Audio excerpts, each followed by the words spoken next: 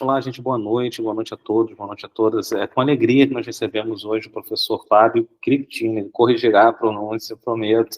Ah, ele já se tornou quase, como diriam aí, um querido, né, porque foi apresentado via o Nicolas, que hoje também está presente aqui conosco, o seu pai, o Guga, ali no CAP UERJ, nós conversamos e começamos uma parceria inicial, vamos formalizá-la via o FRJ, via a UERJ. Então, assim, o professor Fábio, ele tem um doutorado em engenharia de produção, tem trabalhado na UFRJ com a parte de lógica fuzzy, justamente trabalhando no laboratório, falávamos aqui em off do queridíssimo professor Dória, e também tem ali algumas articulações com o pensamento econômico da questão de Olimpíadas, de economia, Olimpíadas justamente para investimentos seguros. Então, ele hoje vai apresentar uma palestra para a gente. E o professor Anderson não pôde vir hoje, ele está com problemas, final de semestre, para quem dá aula na graduação, realmente, as coisas vão se acumulando. E ele falou, Jean, infelizmente, não vou poder ir, mas lembre, além de cumprimentar o professor Fábio, lembre de uma coisa importante, hoje é dia natalício, a palavra do natalício, palavras do Anderson, o dia em que Machado de Assis nasceu. Eu confesso, estava falando com o Fábio, estou no processo de mudança, eu consegui me trancar, meus livros estão todos empacotados, eu consegui me trancar do lado de fora, então nem isso, eu estava tentando buscar algumas citações do Machado de Assis para iniciar, mas sem citações, apenas lembrando do professor também, Machado de Assis, que para mim, evidentemente, um dos autores preferidos do Anderson, acho que a Vivian também gosta muito, já falou comigo em algumas disciplinas, então lembrando que hoje é um dia muito especial, Fábio, você veio falar conosco, e um outro também super querido, um querido, a Bíblia diz aqui, Machado de Assis, sem nenhuma responsabilidade literária. Então, professor, eu queria te agradecer, muito obrigado por você ter aceitado o convite, muito obrigado por você ter também aceitado nos receber na COP no dia 12, vai ser muito bacana conversar com os bolsistas, ver os laboratórios, também com os alunos do ensino médio do CAP, do Colégio de Aplicação da UERJ. Então, muito obrigado, seja bem-vindo e fique à vontade. Valeu, Jean. Obrigado. Bom, prazer enorme estar aqui com vocês, falando. Nosso intuito é cooperar mesmo, a gente já estava conversando, tivemos um papo longo, né, que daria para ficar ali o final de semana inteiro conversando, né, porque realmente a gente teve muitas ideias, né, e similaridades em termos de interesse, de conduzir coisas junto da UERJ, né. O Jean estava falando agora da questão da Olimpíada de Segurança Financeira, né? Eu sou coordenador de Relações Internacionais para a Federação Russa, na UFRJ. A Superintendência de Relações Internacionais fez uma divisão dos países e, como eu sou descendente russo, de família russa, eu, de forma muito honrada, estou fazendo as cooperações com a Rússia. E a gente participa lá de um evento, né? A Rússia tem uma tradição de Olimpíadas, e são mais de 70 Olimpíadas por ano. Então tem Olimpíada de matemática, de física, de tudo, né? E a gente participa lá da Olimpíada de Segurança Financeira, que é uma Olimpíada que investiga, por exemplo, a resiliência, né, do sistema financeiro e faz todo esse... a cultura russa acaba, né, o Ministério da Educação e todo, na verdade, o Estado, né, a presidência apoia e faz esses eventos porque ele traduz realmente, ele consegue transmitir, vascularizar essas informações para que as pessoas não possam sofrer golpes financeiros, de questão de investimentos, de tudo, né? Como a gente vê, por exemplo, aqui no Brasil, que tem muito investimento com criptomoeda, máfia das apostas, enfim, todas essas coisas que vão culminar até em golpes, tentativas de golpe de Estado, ligando, né, financiados de alguma forma por meios ilícitos, lavagem de dinheiro. Então, eu tive o prazer no ano passado de levar, conduzir 10 alunos que foram escolhidos pelos russos, porque foram os alunos que se candidataram.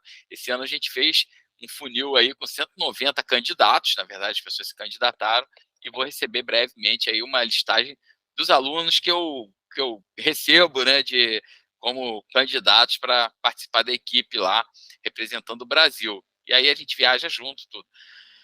Essa Olimpíada lá, ela tem também, por exemplo, ensino médio lá, o ensino médio, o equivalente deles, alunos, né, mais jovens, que não são alunos universitários, né, são os pré-universitários. Então, eu tenho e vou levar compromisso meu, tá, Jean, da gente formar um grupo aí da coisa e falar, olha só, nós também temos candidatos nessa classificação que a gente pode, nessa categoria que a gente pode ofertar e que tenho certeza que serão bem competitivos, né? Então, vamos prepará-los muito bem. Então, compromisso meu da gente levar essa proposição, mostrar e falar e estender e tentar colocar os alunos realmente do colégio de aplicação e outros candidatos, outras universidades, estender isso, né? Bom, falar um pouquinho rapidamente eu sou produtor cultural, não sou um engenheiro clássico, sou um professor da Escola de Engenharia, da Escola Politécnica da UFRJ, né? Primeira coisa, porque a engenharia tem um lado, claro, eu tenho um lado técnico também, né?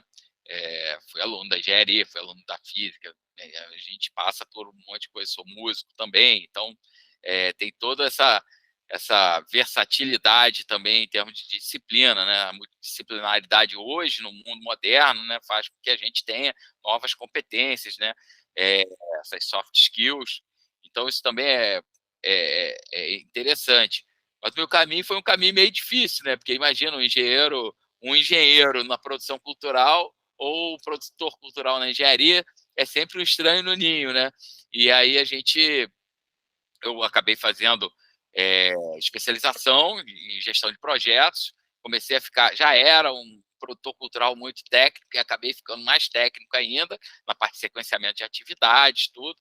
E aí, naturalmente, acabei seguindo, fazendo mestrado, doutorado e pós-doutorado lá na engenharia de produção da UFRJ, na COP, orientado tanto pelo professor Francisco Orcioli Dória, que a gente falou aqui, o Francisco Dória, como pelo professor Cossenza, né? O professor Cossenza também doutorado e pós-doutorado, e são os dois líderes lá do Laboratório de Lógica Fuzzy, são os coordenadores, professores eméritos, e eu sou vice-líder lá no laboratório desde o meu mestrado, né? Que era uma coisa já meio estranha. Falou assim, o aluno de mestrado, ele vice-líder do laboratório, né? Mas foi por conta de um tropeço acadêmico, científico, né, que a gente pode, não sei se eu posso chamar assim, né, que ocorreu há cerca de 10 anos atrás, quando a gente avaliou uma condição de obsolescência percebida, né, ou seja, indústria da moda,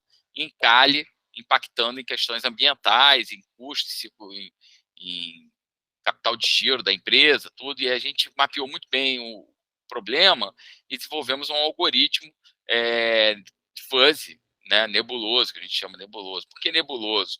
Né? Porque ele não tem fronteiras muito claras, né? Ele não é discreto, não é dado por um numeral, mas na verdade por um intervalo, né, com funções. E aí eu vou introduzir, hoje eu vou falar a respeito disso.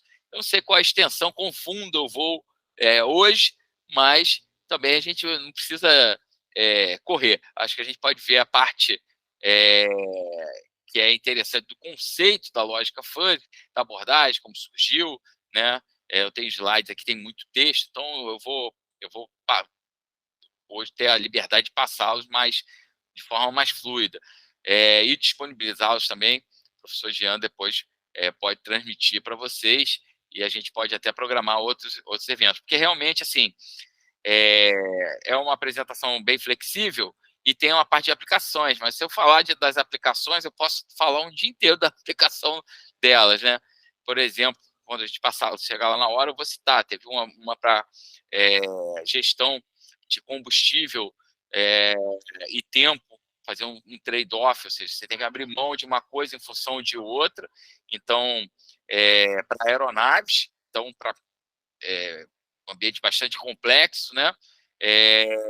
Envolvendo trajetórias, então tem cálculo de trajetória, de energia, de massa, uma série de coisas, e no final acabou que a solução foi muito simples, mas para chegar numa solução simples, você tem que ter um mergulho muito profundo dentro desse ambiente, compreender bem o que você está tratando e como você está lidando. Esse da moda já foi uma coisa muito palatável, né? Então, quando isso saiu, esse algoritmo para moda, por exemplo, que eu falo, olha, eu tenho uma seleção, tenho 400 produtos que a minha empresa coloca e lança por coleção no mercado, e quais desses produtos vão ter sucesso comercial, né?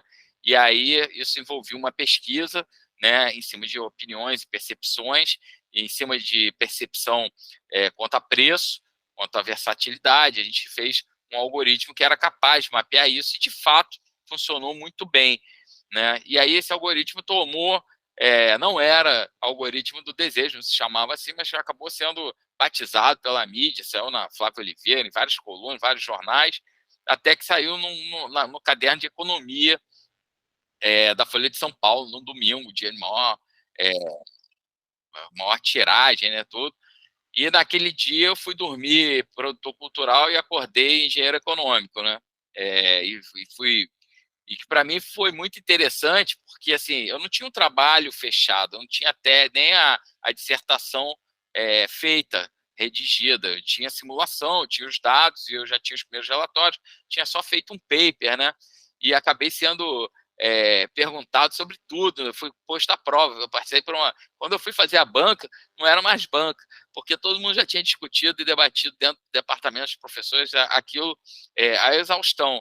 Mas eu passei por uma banca da mídia, dos profissionais, dos críticos, de tudo, que naquela foi muito um pouco desgastante até, né? Porque não que eu fosse jovem, porque eu não sou mais sou um jovem senhor, né? Com pertinência já para, né? Muito baixa para idoso, mas é aquela coisa. Eu não tinha, por exemplo, a condição, por exemplo, de estruturar aquilo quanto um negócio, não tinha essa maturidade naquele momento, e ao mesmo tempo eu não queria isso, eu estava focado em pesquisar, né? E eu acho que leva a gente a descobrir as coisas é justamente esse sentimento, essa inquietude, né? De não estar conformado com o que as pessoas simplesmente lhe apresentam e querer também apresentar uma coisa diferente. E aí eu tinha contato com um problema, né, prático, então, na verdade, foi um algoritmo aplicado antes de ser teorizado, ele foi bastante aplicado dentro da sua concepção, foi testado, e a gente teve um resultado que acabou, depois a gente percebeu muitas coisas em cima desse algoritmo, né?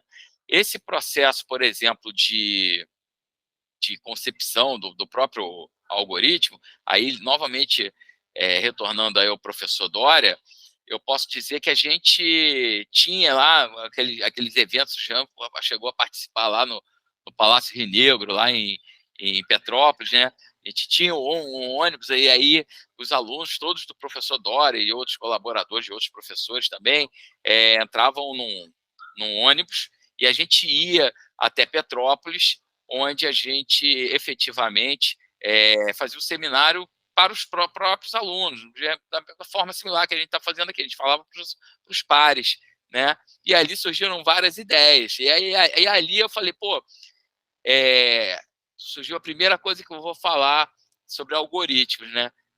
Que, na verdade, é adaptado, né? É minha, mas quem procura o que não perdeu, quando acha, não reconhece, né? Uma coisa que eu tirei, uma tirinha, né? Lá do Níquel Náusea, lá, daquela tirinha lá de gibi, e aí tinha lá o rato, o monge lá, e ele achou um queijo, e aí comeu, não era um queijo, era uma coisa podre, e aí falo para ele, quem procura o que não perdeu, quando acha, não reconhece. E é fato, se você vai trabalhar com modelagem, você precisa saber o que você está procurando, que resultado que você vai buscar, né? Então, naquele momento do algoritmo do desejo, por exemplo, eu procurava uma coisa e eu passei por diversos resultados que tinham muito valor agregado já como resposta, como tomada de decisão, e eu não reconhecia isso. Então, acho que esse foi a grande sacada, né? E é bom ter orientadores, né? Que são dedicados e que acompanham o trabalho e coisa, de falar, nossa, mas você já achou, já, tá bom, pode parar, né? Você volta ali, que você largou lá na última curva, que você fez já muita coisa, né? E eu tive que ter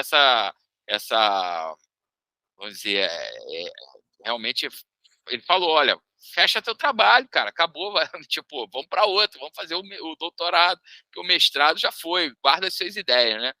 Então, foi muito interessante. E é aquela coisa, a concorrência faz você se movimentar, né? Então, em determinado momento, a gente deu muitos insights, né, para quem está aí hoje no mercado, quem está desenvolvendo sistemas que estão implementados no mercado, né? Desde 2011, a gente já trabalhou, nós fomos basicamente a primeira empresa, se pegar na Mac Magazine, lá, fazer uma busca lá, Sistema Sexta, foi a primeira empresa a automatizar, por exemplo, um stand de moda. E a partir do momento que a gente automatizou um stand de moda, a gente percebeu que a gente tinha oportunidade para fazer pesquisa de opinião, de percepção. E aí que foi o grande salto. Por quê? Porque a gente foi lá fazer um trabalho e a gente percebeu que ao automatizar aquele stand rendeu muito mais e teve um outro problema, foi um problema de produção.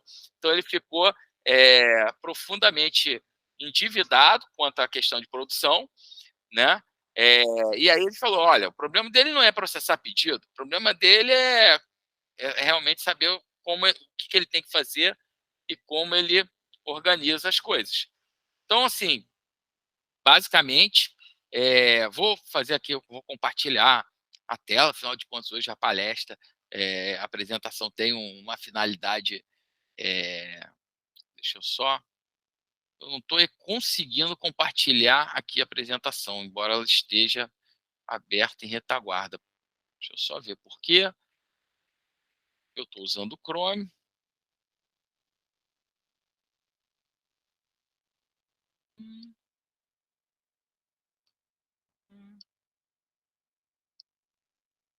Não é guia.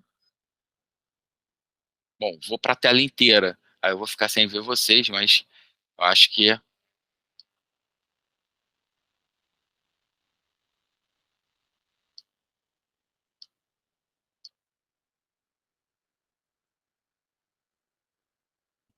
e agora vocês estão vendo a minha explorando o tratamento de incertezas por sistemas nebulosos. Correto? Sim. Maravilha. Então, assim, vou passar, só para não vou ler isso tudo, né? Mas nós somos um laboratório, tem bem mais de 10 anos de experiência, né? Desenvolvimento de algoritmos, classificação e hierarquização e tomada de decisão. Localização industrial, moda, né? Que se tornou educação, aviação, confiabilidade humana, e entre outros, né? Então, a gente tem um ferramental nebuloso de lógica fuzzy que surge como alternativa para dialogar com diferentes níveis de incerteza, né? Porque o mundo ele é cheio de incerteza, ele tem imprecisão, ele tem uma série de condições. Então, a gente, muitas das vezes, encaixa, né, dentro da realidade, e aí um modelo dentro da realidade. E a realidade ela tem nebulosidade, né? Então, a gente trabalha a incerteza, a imprecisão, que são naturais dentro dessa modelagem, né? Em algoritmos de automação, controle, interpretação, por exemplo, a lógica fuzzy a inteligência artificial tem como base a relativização que é feita por lógica nebulosa. E aí eu vou explicar um pouco, né?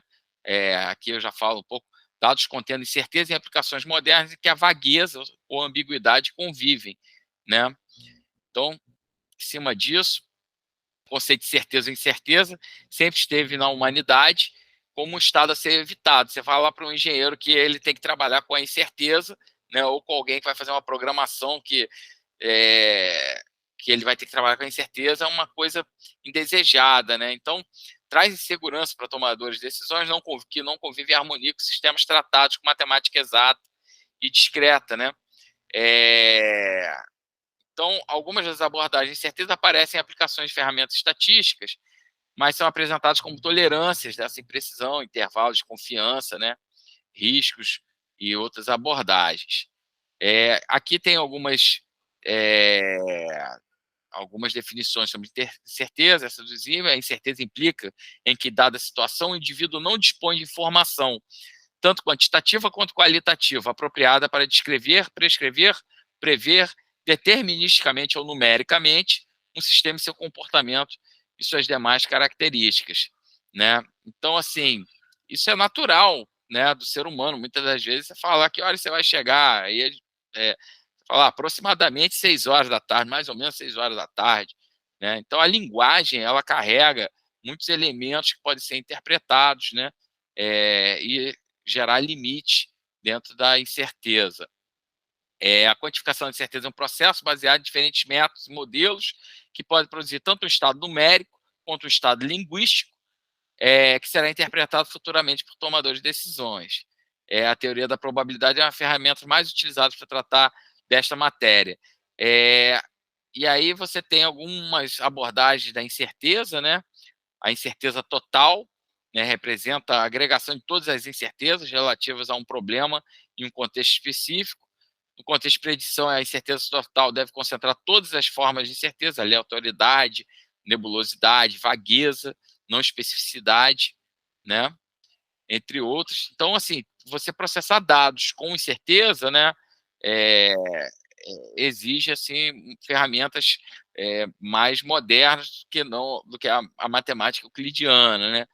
É, a máxima incerteza é um caso de pura ignorância, né? A máxima incerteza é a não confiabilidade. A incerteza zero ou certeza contém um máximo de informação e um máximo de confiança, mas dificilmente, né, você vai chegar à certeza máxima, né? A incerteza zero pode ser considerada a realidade de sistemas simples de informação, mas à medida que a complexidade cresce, a incerteza zero torna-se conceitualmente provável de ser atingida, né? Então, a gente fala a certeza máxima, né? A máxima incerteza é um caso de pura ignorância. É a não confiabilidade. E aí a gente pode mapear alguns tipos de incerteza, lacunas de conhecimento, ambiguidade, vagueza, não especificidade, conflitos, linguística, né? Pode expressar diferentes níveis de acordo com fatores culturais, sociais, diferentes contextos. Inferência, que tecnicamente realiza julgamento e operações.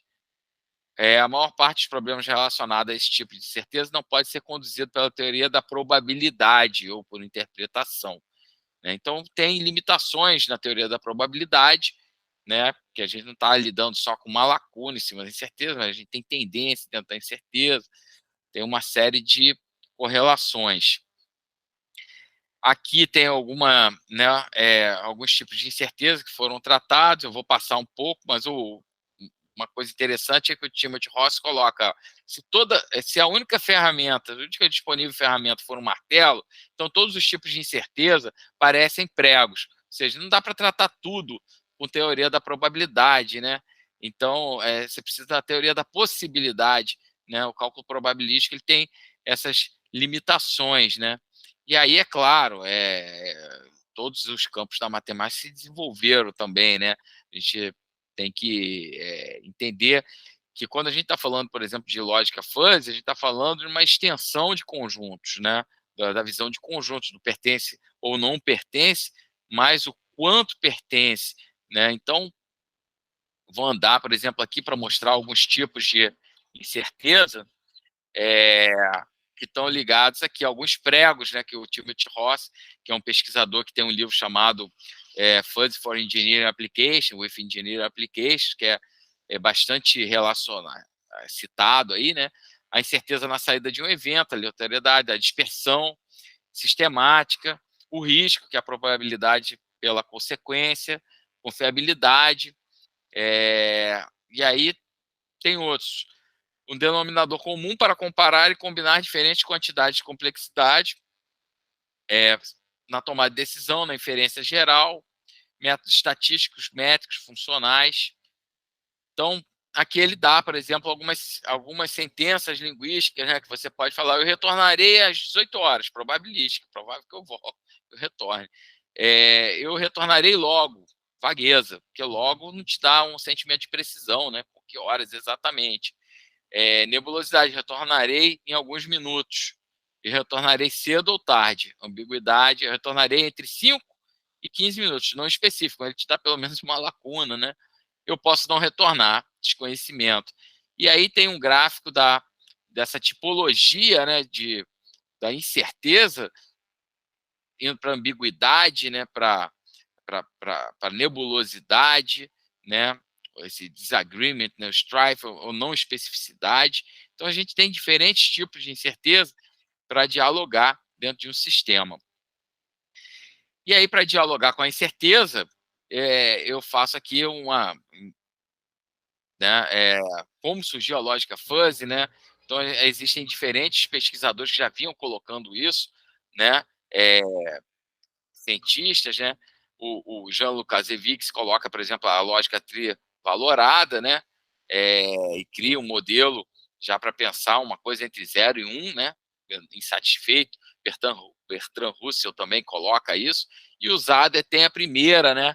Max Black também, né? E o Zader tem a primeira formulação assim que foi publicada num artigo, numa revista que ele mesmo editava, né? Mas, enfim, ele lançou lá a primeira tentativa de dialogar de uma forma estruturada por teoria dos conjuntos. Muitos chamam da teoria dos conjuntos expandidos, né? A teoria dos conjuntos fuzzy, onde você tem uma função de pertinência que liga um elemento a um dado conjunto. Então, não se trata se ele pertence ou não pertence, mas o quanto ele pertence. Por isso que no começo aqui eu falei, eu tenho a pertinência a idoso, porque é fato, eu já tenho 48, vou fazer 48 anos. Então, eu não sou idoso ainda, mas eu tenho um pouquinho já de idoso. E eu já não tenho quase nada de adolescente, né? Eu sou um jovem adulto com pertinência máxima. Então, você consegue pegar um elemento e fazer correlação com diversos conjuntos, né? E falar, olha, ele pertence mais a esse conjunto, menos àquele, né? Ele tem um pouquinho disso, e aí você vai medir isso por similaridade e similaridade. Então, aqui fala, por exemplo, do matemático Max Black, que ele chegou a traçar algumas coisas nesse artigo de 37, né, do Wagner's An Exercise of Logical Analysis, no qual ele se aproxima muito do conceito do protótipo teórico que o Zader faz, né? Só que não foi, ele, em algum ponto, ele não concluiu da forma que o Zader fez, porque o Zader ele já apresentou e já lançou todo um conjunto, um arcabouço todo, quando ele formulou a teoria dos conjuntos fuzzy. E aí tem essa coisa que é um pouco da descoberta, né? Ao lidar com aquilo, ao conceber aquilo de uma forma totalitária e ver o poder daquilo, isso acontece com a gente, né? Gera uma motivação científica enorme que amplifica essa nossa participação, esse nosso desejo de criar. E aí você tem realmente um boom criativo, né?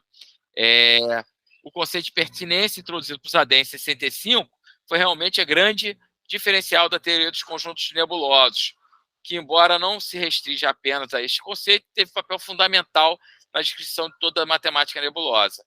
Então, ele inaugura o uso de pertinências, abre frente a uma grande quantidade de proposições, redesenhando por completo o pensamento moderno matemático, lógico e computacional. Então, assim, a gente pode dizer que o computador lá, que foi gerado na máquina de Fuzzy por Alan Turing, né, ele poderia ter tido a capacidade dele expandida muito se ele tivesse essa concepção, além de um alfabeto maior, diferente de 0 e 1, né, também do uso de pertinências, né? Então, por que era 0 e 1? É porque ou estava polarizado ou não estava polarizado, né? Então, naturalmente, isso poderia ter sido muito expandido se tivesse outras concepções que ampliariam. Hoje a gente está falando de computação quântica, está falando de novas tecnologias em termos de processamento, porque as máquinas vão rodar não só códigos binários, mas também outros tipos de sinais, de códigos.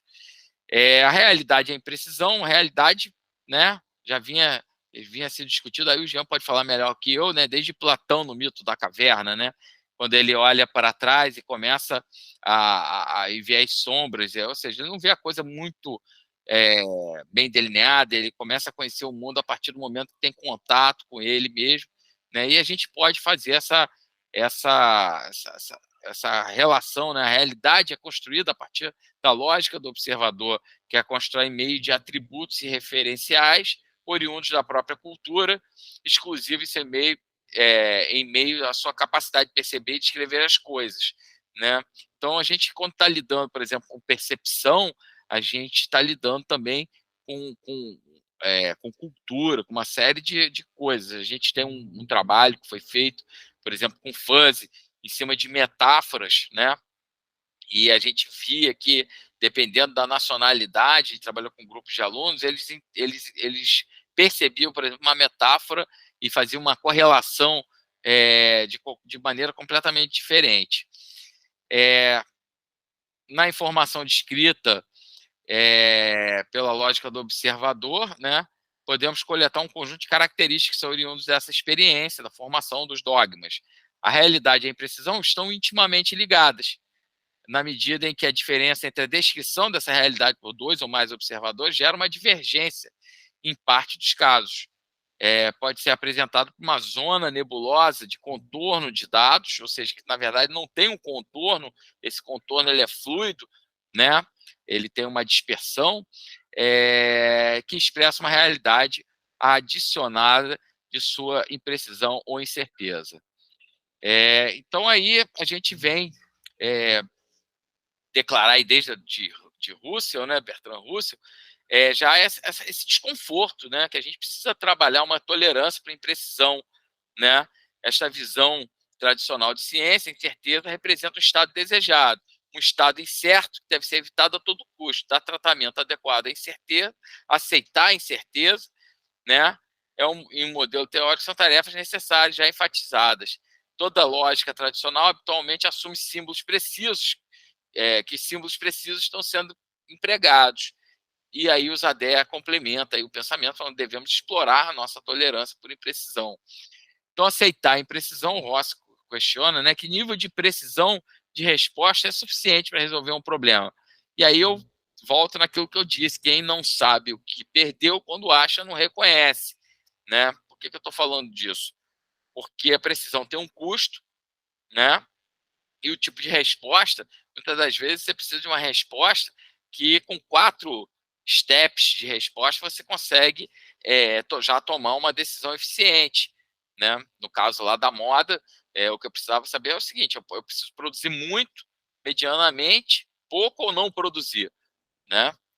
Então, engenharia precisão está relacionada a grandes custos de pesquisa, porque para você fazer, por exemplo, um levantamento em diferentes escalas de precisão, você vai precisar de mais informação para fazer um cálculo mais complexo, exato, em muitas casas decimais, você vai precisar de uma máquina mais poderosa, né, com grandes volumes.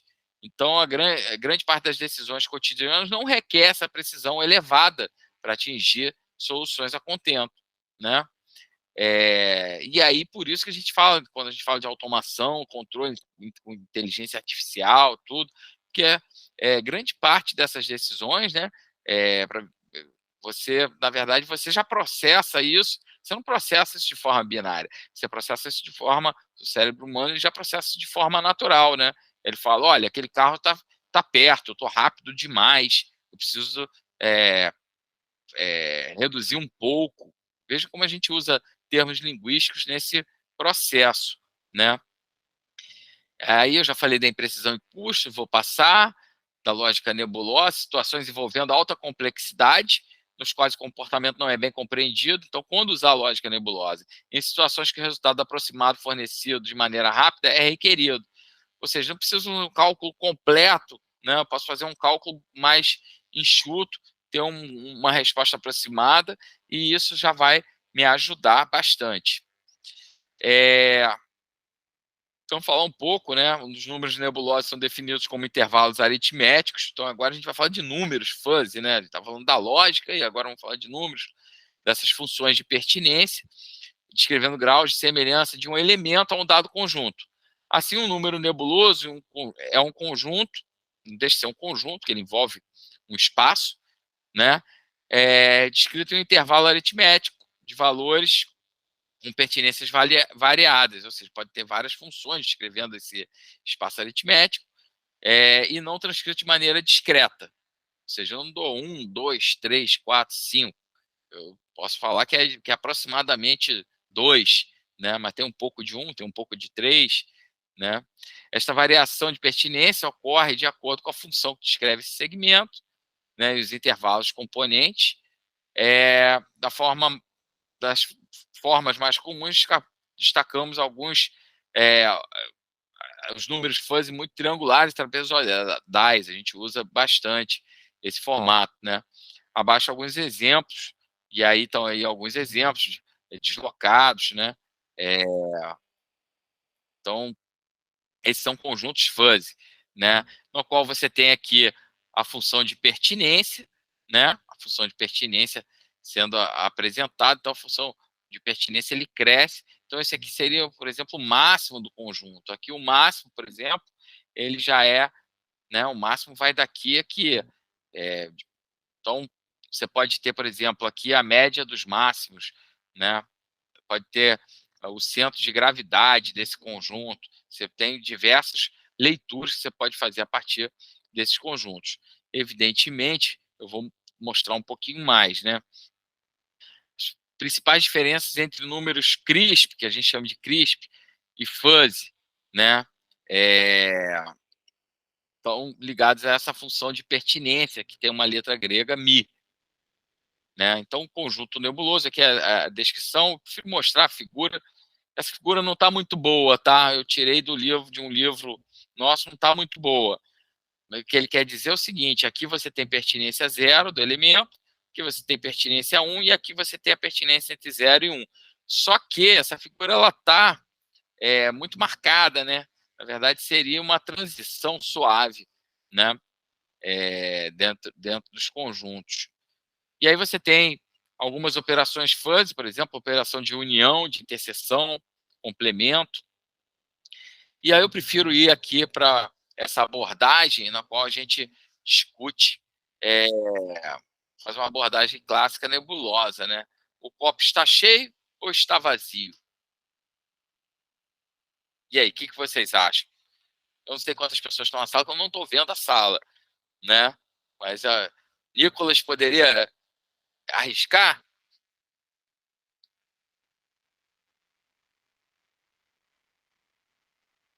Hello? Alô? Oi. Esse copo está cheio ou está vazio, Nicolas? Cheio. Está cheio? Mais alguém concorda com o Nicolas ou discorda? Concordo, tenho que dizer. Ele está cheio. Na verdade, ele está cheio e está vazio ao mesmo tempo, né? E aí a gente vai ver, por exemplo, olha, tem um copo vazio, estamos vendo conjuntos extremos de copos, né? Não é comercial da Nadia nem da CISPER, mas temos um copo vazio e um copo cheio. Na verdade, ele nem está tão cheio, mas está ali, né? Educadamente cheio. E aí você tem a função de pertinência. Olha, esse copo aqui, ele, embora ele esteja vazio, ele tem pertinência 0 para o conjunto de cheio. E tem pertinência 1 para o conjunto vazio. Né? Esse está com pertinência meio, ele está meio cheio e meio vazio. E esse aqui, ele está cheio, com pertinência 1 e vazio. Então, assim, veja que eu relacionei o copo que estava meio cheio e meio vazio, fiz uma relativização para conjuntos extremos de cheio e vazio, né? Que, em termos de conjunto, vocês viram lá trapézios, triângulos, poderia ser representado desta maneira, né? A pertinência, né, verde aqui para o conjunto vazio, à medida que ele passa aqui na pertinência da metade, e a partir do momento que ele vai evoluindo, ficando vazio, ele chega com pertinência 0 e maximiza. Aí, nesse caso, por exemplo, a gente até brinca, né? A função gravatinha, né? Que faz um trade-off, né? Enquanto assume uma posição, ele deixa de ser outra, né? Mas a gente pode ter isso relacionado com diversas dimensões diferentes, né? Em cima de variáveis. Então, por exemplo, aqui é um outro exemplo da vida prática, né? Nós temos maçãs, né? E um quadro de pertinência. Então, se você comparar, por exemplo, uma maçã pequena com um conjunto de maçãs pequenas, você pode dizer que ela é uma maçã pequena com pertinência 1. Mas a maçã pequena, ela também se relaciona, por exemplo, com a maçã grande extrema com pertinência 0,2, por exemplo, porque ela não deixou de ser uma maçã, na verdade, ela só não é tão similar quanto uma maçã grande. E aí, ela tem características da maçã grande ainda, mas bem pequena. Então, isso acontece, a gente consegue contrapor aqui numa matriz, né, os tamanhos das maçãs e colocar uma diagonal principal aqui, que representa, né, a pertinência a 1, quando uma maçã grande está relacionada com uma maçã grande. E aí, por isso, a gente já começa a entender um pouco como essa lógica está relativizando as coisas. Então, por exemplo, aqui já são conjuntos, né? Fiz lá extremamente pequenas, médias, grandes, extremamente grandes. Então, a gente está lidando com todo um panorama de maçãs, e aí eu posso relacionar esses conjuntos.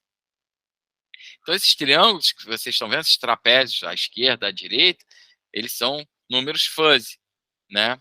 E, por exemplo, se eu tiver uma maçã intermediária entre a pequena e extremamente pequena, provavelmente, né, poderia gerar até um outro conjunto. Mas veja que tem uma área aqui de similaridade, né, resultado da interseção desses dois conjuntos, na qual elas parecem bastante, elas têm um pouco de pertinência de um conjunto de outro, né? Então, a gente começa a gerar gradações entre elementos, né, do conjunto para determinadas referências. Então, nesse caso, a gente poderia pegar lá a maçã, a percepção dada por um termo linguístico, alguém classificou, falou, olha, essa maçã é extremamente pequena, essa é extremamente grande, essa é ao meio delas, né, a média, essa é mais para grande, essa é mais para pequena. E a gente conseguiria gerar, inclusive aqui, uma matriz colocando, por exemplo, esses valores lá para processar e correlacioná-los, né? E aí, como isso é processado em termos de algoritmo? Tem a realidade, tem a descrição daquela realidade, a percepção da natureza, através do uso de linguagem, de uma forma subjetiva, uma avaliação individual, que pode ser feita por um informante, que tem diferentes experiências. Então, quando você está fazendo um trabalho de complexidade, por exemplo, vai lidar com a localização de uma indústria específica, olha, eu quero botar ali uma metalúrgica, né, uma siderúrgica, né? Você vai pegar ali o informante como sendo, por exemplo, um engenheiro daquele tipo de prática, daquele tipo de indústria, vai falar, olha, o que precisa ter para mim ali, pois ele vai dar a descrição dele. Então, a gente consegue lidar com a experiência do informante, por exemplo, para fazer um painel econômico, para medir uma tendência, para saber se a economia vai melhorar, né? Aí ele vai fazer ele vai descrever isso através de uma percepção por termos linguísticos. A partir daquilo, a gente consegue fazer a fusificação, a gente cria conjuntos nebulosos que se relacionam de acordo com esse grau, né, de descrição, né, que foi descrito. A gente consegue fazer um processamento usando diversas técnicas, né, matrizes em cotejo, pode usar modificadores, né, falar, por exemplo, eu tenho 5 fatores, mas os 2 primeiros são muito importantes. O quinto fator, né, é irrelevante. A gente pode usar pesos, né? E a gente processa isso. Ou então, if then, se aquele lá é grande, então esse aqui tem que ser pequeno, né? Se ali está saindo muita água, então aqui eu preciso desligar em tanto tempo. E a gente faz funções como a gente vê na programação aí do normal, né? Com regras sim, então, né? A defusificação e a conversão desse resultado nebuloso, ou seja, gerou um conjunto, como você viu aqui, acabou gerando um conjunto aqui de um resultado que eu preciso defusificar, entregar, na maior parte das vezes, um número que deu uma saída, ou um termo linguístico, né? Por exemplo, o resultado pode ser reduza a sua velocidade, ou pode ser aumente a sua velocidade, né, se você estiver tratando de um carro. E aí tem várias formas da gente defusificar, transformar aquela figura geométrica num resultado. Como eu já falei antes ali um pouco, né? Tem a média dos máximos, o centro de gravidade, o máximo, o mínimo. E aí isso é uma decisão de modelagem. Lembrando que, por natureza, a gente está tratando com incerteza. Então, o meu resultado ele é bastante preciso dentro de um contexto de incerteza, né? É melhor do que você ter uma certeza que não está relacionado ou ligado diretamente à realidade, né? Então, eu consigo fazer aqui uma emulação da estrutura do pensamento humano e da descrição que é feita através de linguagem para a tomada de decisão, né? E aí eu coloco aqui alguns casos práticos, né? O professor Cossenza, Carlos Cossenza, sempre coloca isso, abordagem nebulosa e criativa, né? Alguns aspectos naturais são cunhados com a observação da necessidade de expandir e revelar resultados com base lógica na experiência prática. E aí o professor Cossenza teve uma experiência muito interessante, que ele fala da diferença, ficou conhecido como a diferença entre zeros, mas na verdade não é a diferença entre zeros, era a diferença entre ausências, né? E aí ele coloca aqui, por exemplo, um sistema de oferta e demanda, né, com abordagem econômica, mas não só restrita a essa, você tem as duas partes, a do ofertante e do demandante. E aí, quando você trata isso com matemática euclidiana, com matrizes, né, você tem um processamento de dados das matrizes, na qual, se você não tem a matriz, por exemplo, preenchida com algum valor, você tem um impasse. Ou quando você divide por zero, ou zero dividido por alguma coisa. E aí ele coloca essa questão, né? O demandante solicita algo que o ofertante não tem. Então, eu te pedi uma coisa que você não tem. É um resultado que é diferente se eu não solicito alguma coisa que você tem, né? Então, a posição do zero ou da ausência, ela tem inferência para a gente. Ela é diferente na lógica fuzzy, ela é diferente das outras lógicas, da lógica booleana, de outros modelos, né? Então, o demandante não solicita e o ofertante não tem, né? E isso fez muito sentido quando a gente falou de questões econômicas, porque no estudo de localização industrial, por exemplo, algumas áreas eram penalizadas por não ter determinada característica. Por exemplo, uma característica do solo. Eu não posso, por mais que eu possa fertilizar o solo, eu não posso mudar, eu não posso fazer aparecer uma jazia, sei lá, uma mina de ouro onde não tem, né? Agora, por exemplo, outras questões de fatores locacionais que podem tornar uma localização candidata a alguma coisa, pode ser, por exemplo, a existência de uma estrada. E aí não tem uma estrada lá. Nossa, eu não posso botar uma mina de ouro, mas uma estrada eu posso botar e eu posso transformar essa relação. Então ele viu que essa ausência ela precisava ser tratada de diferentes maneiras. Então, que gerou a ausência, o zero, a nulidade, né? Tratada dentro dessa relação de matrizes. Isso é tão sério, gente. Isso é tão sério, né?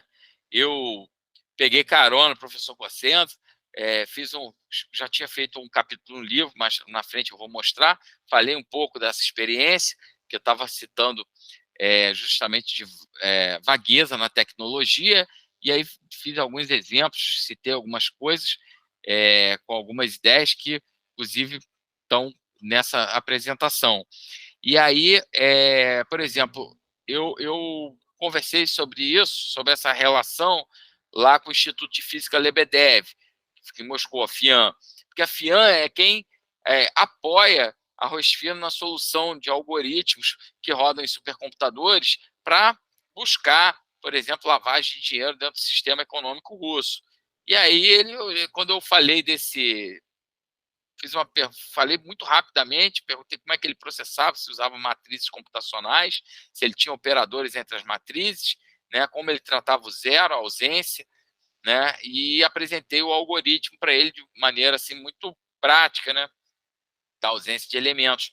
E a gente depois teve uma reunião, vocês se interessaram bastante, porque eles perceberam que essa falha, não posso dizer que é uma falha, essa limitação, usando um termo do próprio professor Doria, né, que dava aula de limites computacionais, essa limitação em termos de processamento, que não era da capacidade de expansão de processamento, mas em termos de gerar uma resposta, um processamento daquela informação de maneira adequada à realidade, não dentro simplesmente do modelo matemático,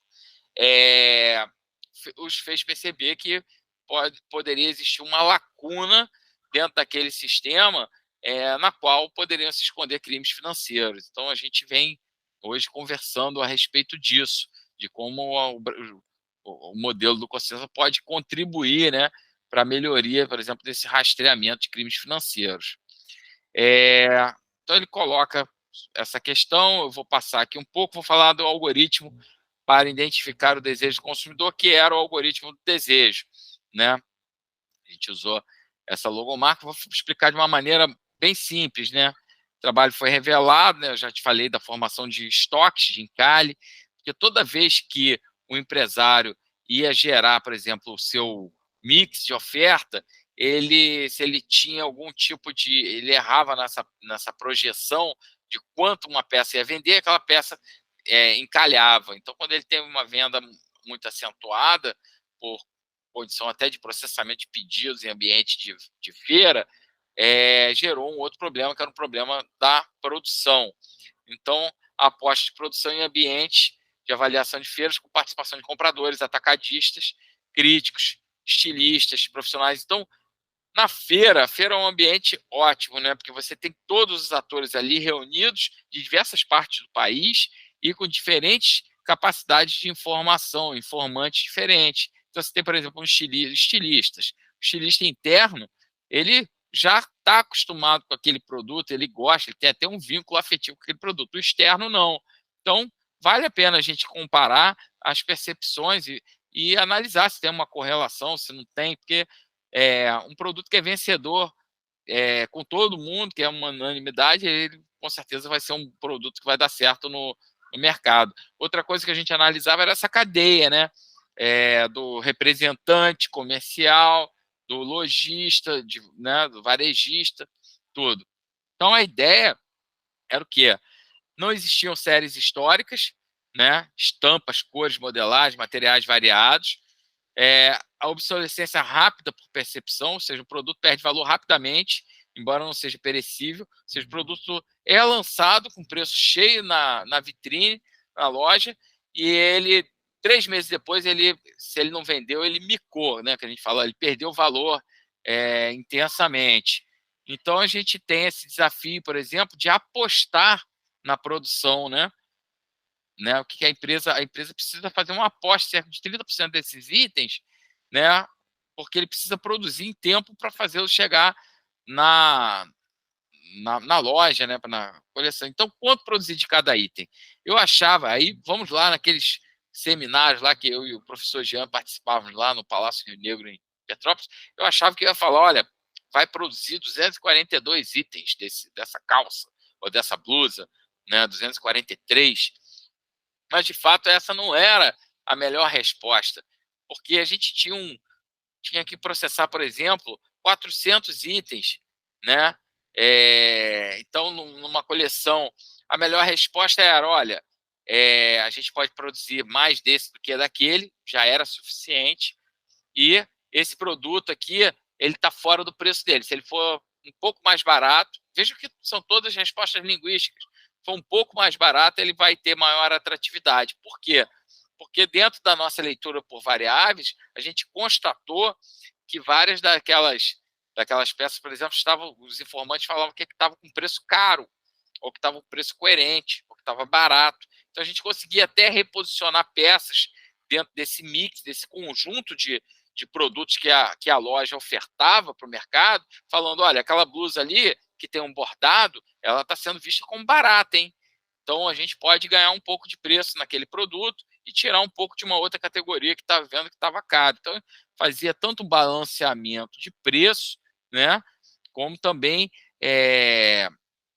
a gente fala, olha, os 4 P's do marketing, né? Preço, praça, produto, promoção, né? Então, a gente pode mudar o preço, né? E criar atratividade, mas também pode mudar a praça, né? Você pode pegar, por exemplo, uma peça que foi mal avaliada no Rio de Janeiro e mandar para um local onde ela foi bem avaliada, como, por exemplo, lá Fortaleza, Ceará, qualquer outro local. Então, a gente acabou procurando uma coisa, a gente queria solucionar esse problema de aposta, mas a gente acabou encontrando assim uma série de vias, né, interessantes de análise. Então, saiu no clipe da Presidência da República, dia 16 de setembro, essa página aí, né, embora tenha aqui uma propaganda forte, né, mas até ter a propaganda na página me deixou feliz, né? Uma análise aqui também de um outro colega lá da SPM, da Escola Superior de Propaganda e Marketing, e saiu uma reportagem que foi bastante lida, né? Tipo, eu recebi deu muita repercussão. Não só essa reportagem, mas porque as reportagens elas acabam saindo na mídia e você acaba tendo não só a replicação dessa reportagem, mas também novas entrevistas e tudo. E no total foram mais de 40 entrevistas em cima desse trabalho, né? E aí eu fiz uma maneira de explicar, né? O que eu quero diferenciar? Eu tenho um produto, eu quero saber se ele é um diamante ou uma batata podre. Por quê? Porque eu vou passar 6 meses trabalhando esse produto, vou comprar tecido, vou costurar, vou gerar, vou mandar para a loja e ele não vai vender. Então é melhor eu me dedicar a vender produtos que são diamantes, produtos que são muito atraentes. Então, de uma maneira geral, como é que eu posso dizer? Olha, mas não tem só batata podre ou só o diamante, são os extremos do conjunto. Então, eu quero saber e posso identificar dessa maneira itens que eu não vou produzir, porque eles são genuinamente com muita pertinência para batata podre, né? Mas tem itens que são meio a meio, né? Como é uma aposta, né? Eu vou tentar priorizar produção em maior quantidade de itens que são diamantes e vou tentar minimizar, mas não quer dizer que eu não vá produzir, né? Até porque para você ter um mix de produto de oferta, você precisa ter para todos os gostos, né? Você não vai fazer só unanimidade, seria ótimo, né? Ótimo para os negócios.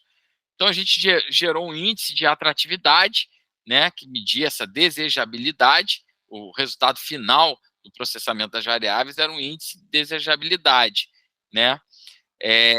Relativa entre atributos capazes de orientar decisões de produção, precificação, praça, oferta, maximizando os resultados do mix da comercialização por mais maiores. Eu estou aqui mostrando, eu não estou nem sempre lendo os slides, porque eu estou retratando, né? E aqui, por exemplo, um exemplo geral, né? Falar, mas isso serve para sapatos, isso serve para aeronave, isso serve para produto de banco, serve para candidato político, né? Eu recebi assim abordagens das mais diversas, perguntando como né, como aquilo era feito, né? Tudo. Então, por exemplo, a gente pode tratar o produto por alguns desses elementos, não por todos, né? Porque senão fica até difícil você pesquisar. Se você puder pesquisar, e dependendo da característica, você vai buscar algum fator, né? Por exemplo, o desejo é uma coisa para quem vai comprar, né? Se você tem desejo, né? O desejo, as estilistas falavam, preciso para viver. Aí falava, olha, é forte mesmo, né? Então deseja muito, né? Precisa para viver, né? Aí ele fala, não, precisa para viver é mais do que desejar muito, né? Se a cor é bonita, é agradável, o preço, se está dentro dessa oscilação de preço, a versatilidade. Então, se você está falando, por exemplo, de um produto, por exemplo, uma joia lá uma marca dessas famosas, uma joalheria famosa, talvez o preço não seja o mais relevante para ponderar, né, como sendo importante, né?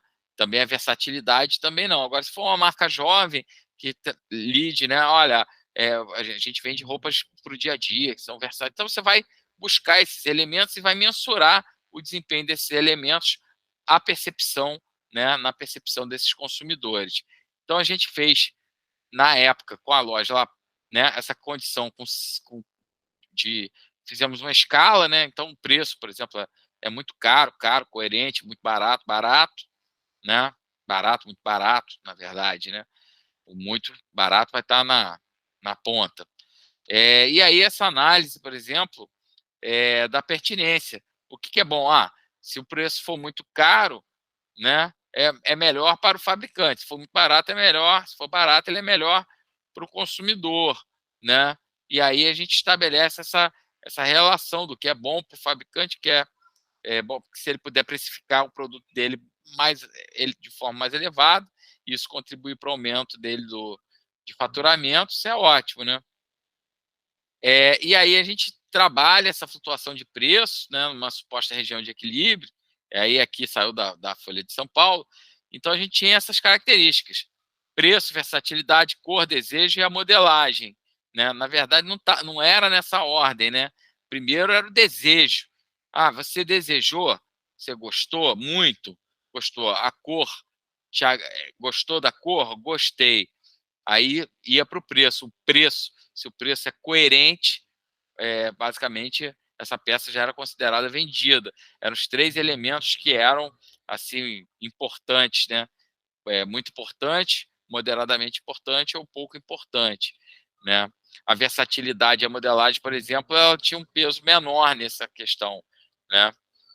Mas a modelagem até por último. E aí a gente segue aqui, por exemplo, a gente usou na época, era iPad 1, gente. A gente fez um software para captura de dados, né?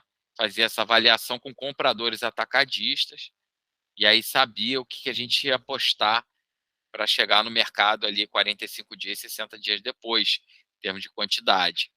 Então, aqui são os conjuntos fuzzy que modelavam essas funções aqui todas, né? Então, a gente tinha aqui os atributos, as variáveis linguísticas dentro da desejabilidade que geravam lá esses conjuntos, né?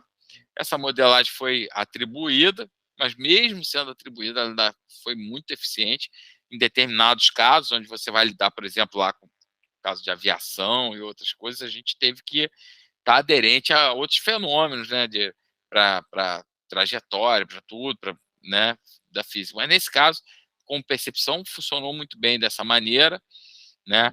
Veja que, por exemplo, na modelagem só tinham 3 conjuntos, né? E esse aqui era separado. O que isso faz? Isso faz com que os pontos, realmente, que você separe mais os conjuntos, porque senão tem zonas de transição, né, nebulosas. Então, por exemplo, a modelagem era ruim, né? Se era ruim, ficava aqui. Se era moderado ou boa, muito boa, já ficava ali. O vermelho e o amarelo. Vou seguir aqui mais um pouco. Então, além disso, a gente tinha os modificadores. Ó, muito importante, importante, moderado.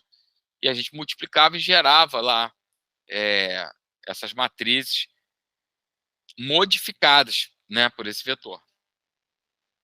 Então, tinha uma resposta que era da desejabilidade, com uma resposta da cor, uma resposta do preço, uma resposta da modelagem, uma da versatilidade, que eram multiplicadas por esses vetores e me dava uma linha que, no final, compunha uma matriz, né? Essa matriz ela era comparada com um conjunto maximizante, né? E normalizada. Olha, gente, é uma normal, só está deitada, mas é uma normal, né? Por que começava em 0,2? Aí a gente pode olhar aqui. Olha, não tem conjunto zero. Tem um conjunto que vai de 0 a 4, tem um conjunto que vai de 0 a 3, tem um conjunto que vai de 0 a 3, outro de 1 a 3, ou de 1 a 3. Então, quando você pega todos os conjuntos mínimos, ou seja, baixei todos meus atributos para os níveis mínimos, ele não vai dar 0. E quando eu subo eles todos para o nível máximo, ele dá 1 porque eu estou dividindo ele pelo conjunto, estou fazendo uma normalização pelo conjunto máximo, né? Então, eu tinha aqui, quando a gente multiplica, por exemplo, se a gente der peso para os informantes, ao falar o estilista vale mais do que, ou vale menos que um representante comercial, a gente vai ter mais alternativas ainda, né? Mas eu já tinha esse ranking, 576 alternativas, que era o que? A permutação justamente dessas variáveis em termos de termos linguísticos, né? Permutadas. E aí eu conseguia pontuar, e aí eu criei cortes, está exagerado, né? Poderia ter 2 casas decimais aqui tranquilamente, mas criamos cortes dentro dessas funções. Veja que aqui está com 2 casas decimais. Como dentro do cálculo ele está assim, ele vai dar um efeito ali que eu vou mostrar à frente. Mas eu tenho lá no final, qual é a minha resposta? Olha, a peça é muito fraca, é abaixo de 65 aqui, né? Daqui para baixo é muito fraca de atratividade. Depois fraca, média. Então veja que eu fui criando também um rigor maior, né? E a gente consegue ver isso aqui, né? Então, esse aqui foi gerado a partir dos resultados daquela matriz normalizada, né? E passando por essa função. Como o resultado tinha muitos números e a função só tinha 2 casas decimais, eles ficaram assim meio empenados, né? Foi um efeito bonito. E aqui eu tenho um conjunto que eu falo assim, olha, quando é muito fraca, tá? Quer dizer que essa peça vai empacar e eu consigo dar um valor até para esse conjunto aqui, em termos econômicos, né? E o que eu quero saber é se o produto ele faz parte deste conjunto, desse ou do verde, né? Então, por exemplo, se ele sempre vai ter uma pertinência dupla, né? E aí tinha uma tabela que a gente correlacionava de valor esperado, que falava assim, olha, quando a peça é muito fraca, veja que é tudo aproximado, né? Quer dizer o quê? Que ela vem de zero no lançamento, ou seja, ela fatura zero quando eu tenho um markup por real investido, retorna R$ 2,5, então ela vem de zero, né? E quando é forte, vem de 80% disso, então, para cada real investido, me retorna R$ 2, né? E depois ele vai ter uma performance de liquidação que ele vai esgotar, né? E não vai estocar nada. Uma peça mediana vai estocar um pouco, né? Mas vai me dar esse retorno resultante aqui do preço de lançamento e de liquidação, e a fraca vai me retornar aqui 1,10, ou seja, uma peça que você coloca R$ 1 e ela te dá 1,10 de novo, que você vai conseguir vender 30% da liquidação e vai ter um valor de estoque, né? Na verdade, esse valor de estoque é um valor que está empacado lá, né? Mas que você consegue, talvez consiga dar saída aí nesses eventos de bazar, né? Enfim, tem ainda algum valor residual, né? Mas não tem o preço, por exemplo, de lançamento da coleção. E aí a moda faz isso, né? A moda nos impulsiona aí para um caminho de consumismo, onde as coisas perdem seu valor muito rápido, né? Então, essa camisa, por exemplo, que eu estou usando, tem vários anos, eu continuo usando, ela continua sendo útil, ela tem a utilidade de me vestir, mas ela pode não estar na moda mais, né? E aí, nesse caso aí, que a gente está trabalhando com a indústria da moda, né, com a inovação, com novas coleções, com paletas de cores, tudo. Então, você não tem uma série histórica comparável. É diferente você falar, olha, quanto vai vender de camisa branca, de malha, nesse verão, né? Ah, no ano passado vendeu tanto, no ano retrasado vendeu tanto, né? Você tem uma série histórica. Aqui não, pode fazer uma, uma estampa e que não agrada o consumidor, né? Então, a gente consegue relacionar, por exemplo, esse valor aqui, né, de retorno esperado, com esses conjuntos, e conforme você tira uma peça que saiu daqui, você consegue falar, olha, se ele tem pertinência 0,5, ele vai estar aqui e ele vai retornar mais ou menos 1,30, 1,50.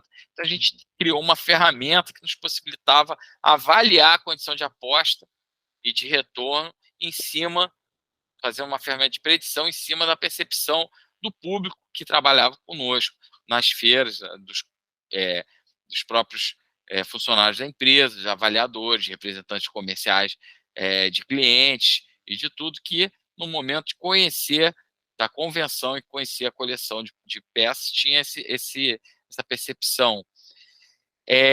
Bom, a gente tem outras coisas, por exemplo, avaliando o impacto de projetos sociais, a Fundação Roberto Marinho, a gente fez esse estudo, foi muito interessante, só que eu acho assim que a gente, vou mostrar as aplicações, mas não vou mostrar exatamente o estudo, vou pedir licença para passar, e à frente depois, Jean, a gente pode até fazer alguns seminários, algumas coisas rotineiras e apresentar, porque realmente merece um tempo de dedicação grande para falar desse projeto, né?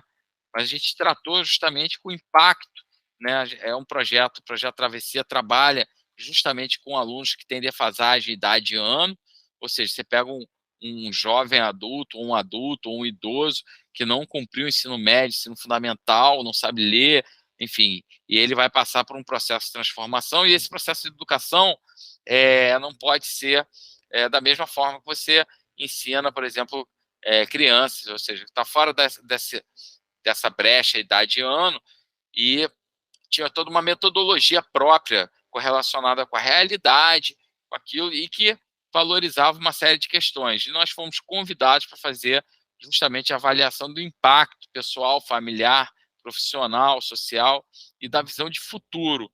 Então, isso tratava com uma série de coisas, por exemplo, com incentivar a criatividade, percepção, autoconfiança, autoestima, né? E a gente gerou uma metodologia subjetiva, usando conjuntos fuzzy para modelar isso. Eu vou passar aqui peço licença, desculpas à Fundação Roberto Marinho, professora Vilma Guimarães, que foi muito coisa, porque eu não vou abordar isso só para a gente poder mostrar que tipos de abordagem a gente tem e que efeito a gente fez. Mas, rapidamente, só para mostrar, a gente gerou, por exemplo, para cada dimensão daquela, um conjunto fuzzy, né, de resultado, que era resultado de um questionário que foi aplicado, né, uma quantidade grande de alunos, e a gente conseguiu fazer um gráfico, né, que defusificado deu esse efeito. E a gente podia comparar, por exemplo, o impacto de uma escola, de um grupo de alunos de uma escola com outra, de uma escola contra a regional, né?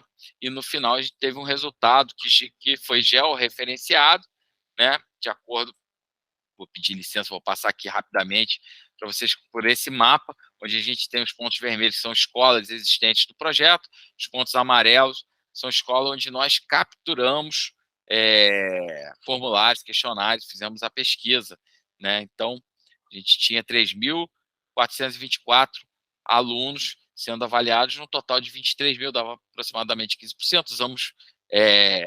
Usamos estatística também para gerar confiança da pesquisa, tudo, claro, não estamos negando aqui nenhuma técnica, nenhum modelo matemático, não é porque a gente trabalha com fuzzy. O legal de fuzzy é que a gente consegue introduzir todas essas ferramentas que vocês têm, que vocês conhecem, dentro de uma lógica com números fuzzy também. Então, a gente consegue expandir essa capacidade também de processamento. E aí a gente tinha esse resultado, né, que gerava esse mapa georreferenciado. Então, de cara, assim, a gente já viu, olha, aqui tem uma instabilidade, aqui está muito bem, aqui, ó, na zona urbana lá, né, perto de Recife mesmo, tinha alguns problemas relacionados à segurança, enfim, que eram sentidos ali, em termos de impacto da transformação. Mas o que é interessante é que você veja que né, alguns campos bastante verdes, ou seja, o projeto aqui nessa região impactou bem positivamente essas escolas. E o interessante, porque quando você está lidando com avaliação de impacto, né, você está lidando com uma medida muito subjetiva, em cima de projetos sociais, né? Como é que você faz o retorno de projeto social, né? Então, a gente gerou toda essa metodologia. Esse aí foi um trabalho que eu finalizei, né? Posso dizer que eu finalizei em 2018, né? Saiu um capítulo nesse livro da Springer, Intelligent Fuzzy Techniques in Aviation 4.0, né, dedicado à indústria 4.0, que falava justamente dessa questão de computação on-board, né, e o que instrumentos. Então, tinham vários trabalhos feitos aí, né, em cima de decisão e controle, e esse meu trabalho, ele abordava, né, justamente aeronaves de transporte aéreo transformadas nas 2 décadas em sistemas automatizados, altamente complexos, proporcionando segurança e eficiência. Mas a problemática, basicamente, nesse tipo de trabalho era o seguinte: quando você tem um atraso operacional, você sai atrasado de um aeroporto, né? Quem já pegou avião sabe como é que é isso, né? Você tem lá o slot, às vezes você olha a passagem e fala, ó, sei lá, 14 horas e 3 minutos decola o teu voo. Você fala, 14 horas e 3? Não, é 14 horas. Não, é 14 horas e 3. Por quê? Porque você tem a pista reservada, a programação toda de funcionamento de um aeroporto voltado para aquela programação que está ali. Então, você pode ter vários problemas, né, ao mexer ao manipular a aeronave dentro do pátio. Você tem vários serviços que têm que ser feitos, são programados, e o ideal é que isso funcione de uma forma muito eficiente, para que você possa estar na cabeceira da pista naquele momento do slot decolar. Como isso muitas das vezes não acontece, né, você tem um efeito de atraso na decolagem, e esse efeito de atraso vai te causar um problema, né, na sua aterrissagem lá em outro lado. Quando o voo é muito longo, né, e dependendo do tamanho do atraso, você consegue compensar isso fazendo uma mudança na sua trajetória. E aí a gente tem que pensar um pouco em mecânica dos fluidos, né, que é a aeronave, né, ela tem essas turbinas poderosas, né, e ela tem uma massa, considerável, a própria massa da aeronave, para você ter uma ideia, um Boeing 747 carrega 190 toneladas de combustível de querosene de aviação.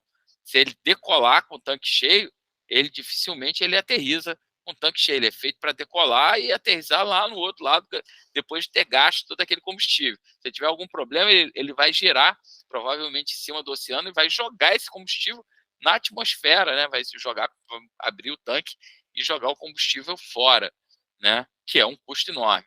O combustível de aviação, ele custa na operação aproximadamente 30% do custo da operação, tá? E o resto? O resto são taxas, o resto está correlacionado à parte de serviço, à tripulação, à cabine, arrendamento da aeronave, custo de terminal, né? Limpeza. Mas o combustível ele representa um gasto, realmente um custo muito grande dentro da operação. Então, quando você otimiza combustível, você otimiza uma série de coisas. Por exemplo, pegada de carbono, gastou menos combustível, gastou menos carbono. E aí, se você está atrasado, o que você pode fazer? Eu posso acelerar o bichão, vou acelerar essa aeronave. E acelerar a aeronave quer dizer que você vai ter que subir mais, vai ter que ir para um local onde o ar é mais rarefeito para desenvolver uma velocidade maior, porque senão também você gasta combustível voando com atrito numa região atmosférica onde ele é ineficiente. Não adianta a gente achar que é só meter lá a mão no manche lá e acelerar, né, a aeronave, que você vai ter eficiência. Então tem todo um cálculo da trajetória que é feito, né, e para recuperar, e existe um parâmetro lá dentro da aeronave, no computador de bordo, chamado Cost Index. Quando ele mexe no Cost Index, os extremos do Cost Index, então vamos lá para os conjuntos extremos, a gente falou ali de copo cheio, copo vazio, maçã grande, maçã pequena, né? Os extremos vão conduzir a duas situações. Uma onde a aeronave vai voar por mais tempo, tá? Ou seja, ela vai usar menos combustível, vai voar por mais tempo, e outra que a aeronave vai gastar mais combustível e vai atingir maior velocidade. Então, vocês não conheceram o Fusquinha, né? Conhecem pouco assim, mas tinha um negócio que chamava de giglê, que você acelerava ou desacelerava o ponto do motor. Então é isso que ele vai fazer ali, de certa forma. Ou ele vai chamar a aceleração da aeronave, ou ele vai aliviar essa aeronave. E aí, quando ele alivia ou quando ele acelera, ele faz o quê? Ele faz um perfil de trajetória, né? Principalmente da trajetória vertical, na qual ele gasta mais combustível, ele tem que subir para poder atingir maiores velocidades. Então, em cima disso, a gente fez um algoritmo. Eu vou avançar, não vou falar do problema todo, porque é o modelo, né? Você tem lá todos os custos, né? Custo de combustível unitário, enfim, custo de tarifas, de navegação, né, da duração do voo, o tempo de duração do voo. Fala aqui dos custos do voo, vou pedir licença. Por exemplo, aí é um exemplo de trajetória interessante entender. Então, para subir até onde ele entra em cruzeiro, ele gasta, evidentemente, né, muito combustível, porque ele tem que elevar aquela massa. Ao mesmo tempo, ele vai perder massa, porque ele vai comer o combustível do tanque, né? E quando ele desce, na verdade, ele cai de forma controlada, né? Ele está justamente perdendo essa energia para descer, né? E aí você tem essa condição. Você tem, por exemplo, uma janela. Se você saiu atrasado e não fez essa alteração no Cost Index que eu estou sugerindo, de ajustar a aeronave, pode chegar num momento em que essa janela de tomar decisão não possa mais recuperar esse voo, não consiga mais recuperar aquele tempo perdido. Então, por exemplo, um voo de ponte aérea que é muito curto, ele precisa ser muito preciso, porque você não vai conseguir recuperar 15 minutos num voo de 45, 50 minutos. Agora, num voo de várias horas, você vai conseguir recuperar, talvez aí 15, 20 minutos, meia hora, né? Dependendo se vai ter vento de cauda. Ainda tem essa variabilidade que a natureza nos proporciona, né? Então, você pode ter um vento de cauda que te auxilia, pode ter um vento de nariz que te atrasa, te faz gastar mais ou menos combustível. Você pode ter uma aleatoriedade, você pode chegar para aterrissar e ter algum problema em pista, você tem que rodar um pouco mais. Então, assim, mesmo gastando mais ou menos, a ideia é gastar o mínimo que a gente possa gastar numa operação. Outra condição que é interessante é essa questão de, em determinados casos, essa é irrecuperável. E aí a gente criou módulos de avaliação em cima do Cost Index. Nós fizemos frequência de avaliação nisso, né? O grau de incerteza, quanto mais cedo, maior o grau de incerteza, quanto mais próximo, menor o grau de incerteza, né? E a gente fez essa modelagem com conjuntos fuzzy que vocês estão vendo aí, e usamos uma outra técnica chamada fuzzy dual, né? E aí a gente tinha lá o estado, ele ia fazer um looping de avaliação e entregava um novo cost index que o piloto, comandante da aeronave, poderia aceitar ou não, e ia gerar essa economia. A gente também fez uma avaliação para evitar aquela situação, por exemplo, do voo lá da Chapecoense, né? Ou seja, olha, o que você tem de estimated fuel on board, o combustível estimado embarcado, ele não é suficiente para você cumprir essa missão. Então, a gente dava esse alarme muito cedo, no caso, para o comandante, né? Falar, olha, você não vai chegar lá.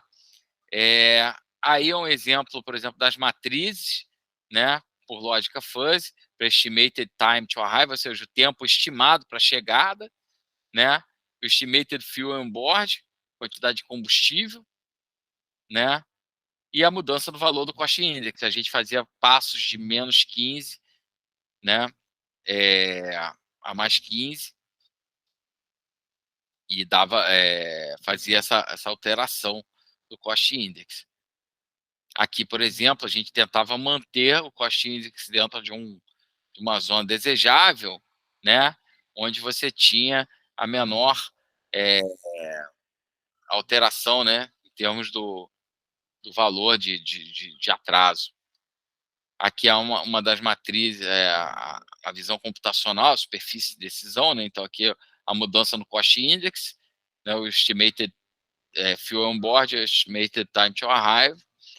Esses trabalhos estão nesses livros, né? Esse livro do Wagner Exact Science foi o livro que eu falei, do meu amigo Apóstolo Siropoulos, no qual eu discuti lá o problema do cossens, eu falo do algoritmo de pêndulo invertido com fuzzy logic e correlaciono, por exemplo, com as naves lá do Elon Musk, né? Com aqueles foguetes dele lá do SpaceX lá, né? E também falo dessa questão de dividir maçãs, né? Com a tarefa de simples para o complexo, né?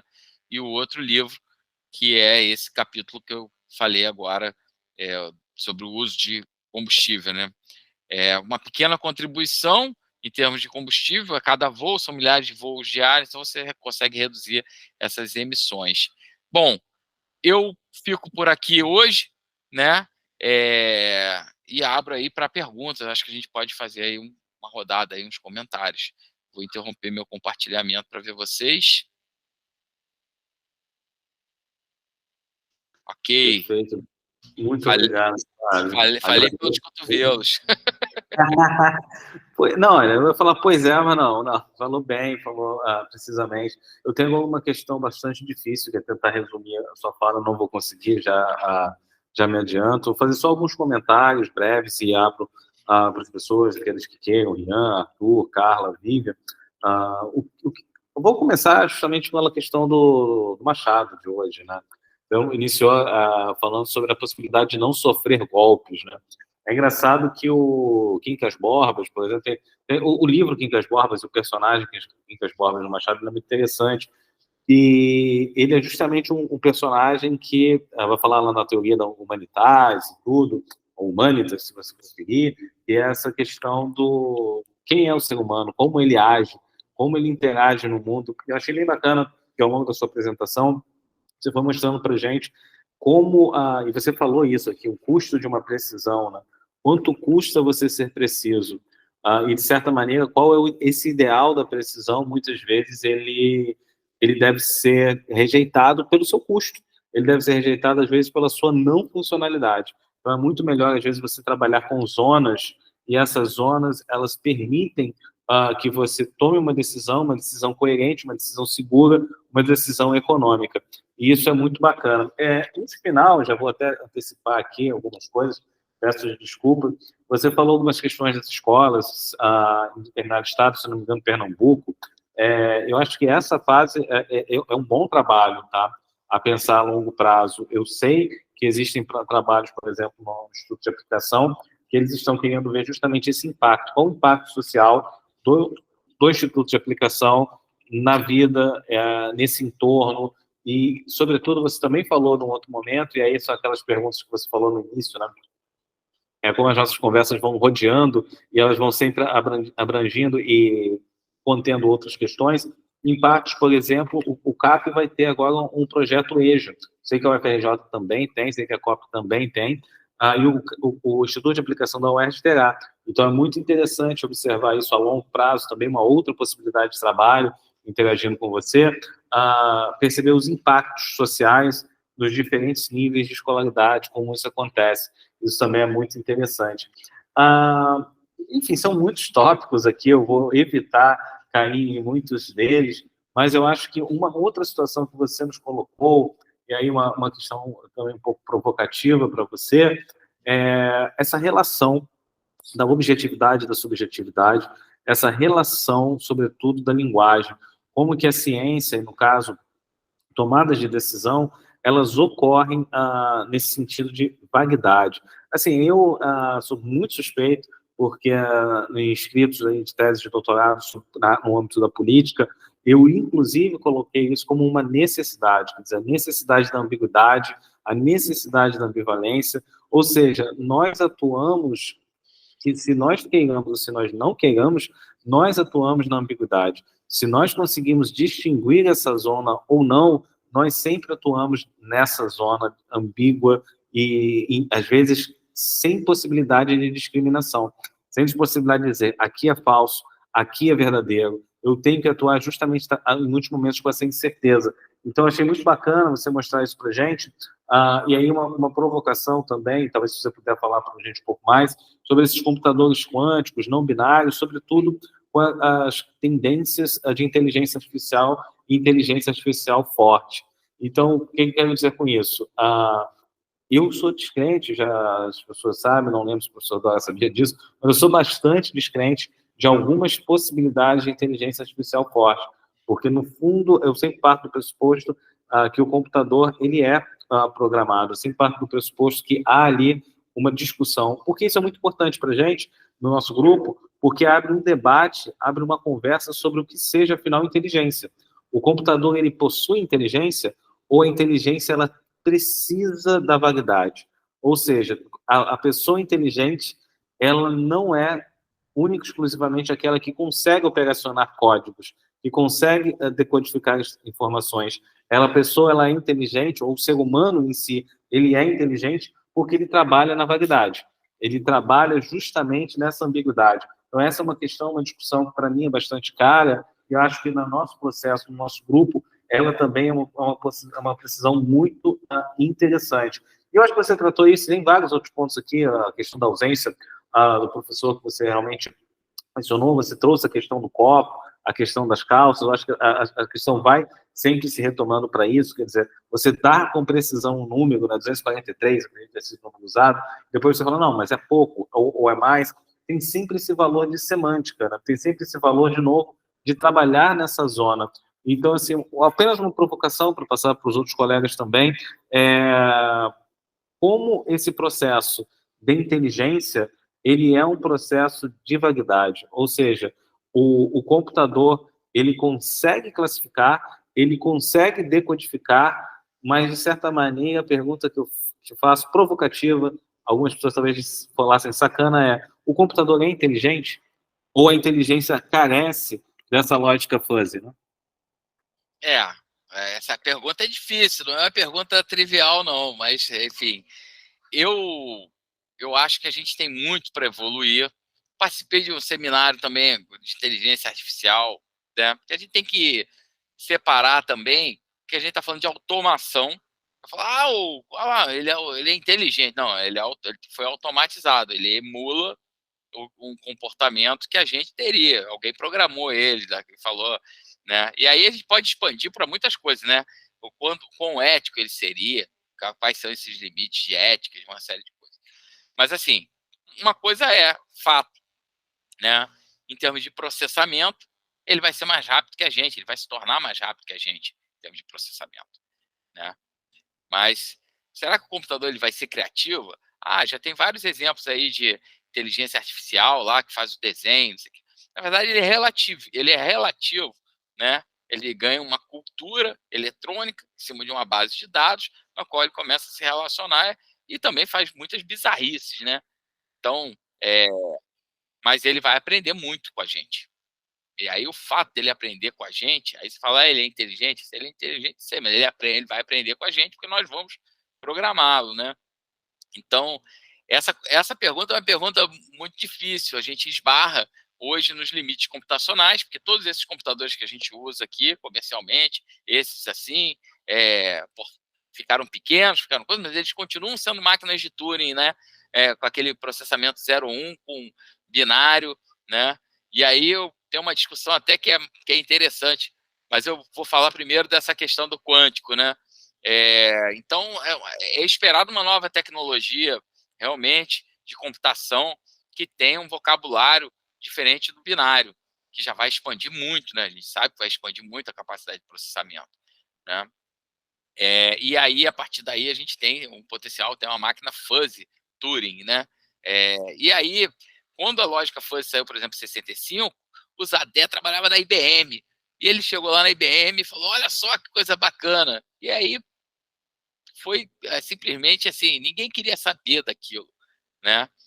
E aí depois veio um boom, por exemplo, de máquinas inteligentes no Japão, que percebeu que poderia fazer automações com if-then, criaram o primeiro processador integrado lá que fazia if-then, com coisa, aí veio ar-condicionado, freio ABS, uma série de produtos, e automações muito sofisticadas, metrô, né? Então a indústria japonesa ganhou muito com isso. E os ADES estavam nos Estados Unidos, lançou isso nos Estados Unidos, apesar de ser lá do leste europeu, aquela coisa imigrante, foi literalmente assim, discriminado, não deram a atenção que ele merecia, né? E depois ele teve reconhecimento, ganhou a medalha Benjamin Franklin, né? Faleceu há poucos anos, muito, muito bem reconhecido, mas imagina, naquele momento, eu costumo dizer, o cavalo estava encilhado, porque havia uma profissão, organização em métodos, havia um analista de sistemas, um cara que conversava com uma máquina através de um código, né, com um cartão perfurado, uma coisa com uma interface completamente não amigável, né? E aí ninguém queria reinventar a roda, já existia o computador, ele já fazia coisas inesperadas, né? Era uma novidade, poderia gerar até uma questão de cadeia alimentar do produto, né, que lançasse.